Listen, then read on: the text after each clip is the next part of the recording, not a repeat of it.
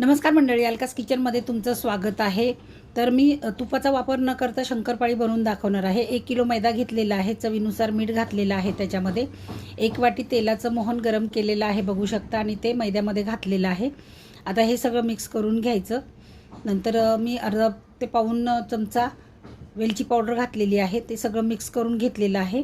आता 1.5 वाटी मी याच्यामध्ये पिठी साखर घालते, हेही सगळं मिक्स करून घ्यायचं आणि थोडं थोडं पाणी टाकून याच्यामध्ये हा पिठाचा गोळा घट्टसर असा पिठाचा गोळा मळून घ्यायचा आहे आणि झाकण ठेवून आपण 15 ते 20 मिनिटं ठेवणार आहोत मुरायला। आता याच्यानंतर त्याचे गोळे करायचे आणि चपातीसारखं लाटून घ्यायचं। चपातीसारखं म्हणजे जास्त जाड नाही आणि जास्त पातळ नाही, मध्यम अशी चपाती लाटून घ्यायची आहे याची। आणि आता याच्या चारी बाजूच्या कडा कापून घेणार आहे आणि आपल्याला जशा हव्या त्या आकारामध्ये शंकरपाळ्या कट करून घ्यायच्या आहेत। तर बघू शकता अशा मी चौकोनी आकारामध्ये शंकरपाळ्या कट करून घेतलेल्या आहेत आणि एकीकडे तेलही गरम करायला ठेवलेलं आहे। तर आता आपण तळून घेऊया, मस्त अशा खुसखुशीत होतात। तर मंडळी, व्हिडिओ आवडला तर लाईक करा, शेअर करा, सबस्क्राईब करा। धन्यवाद।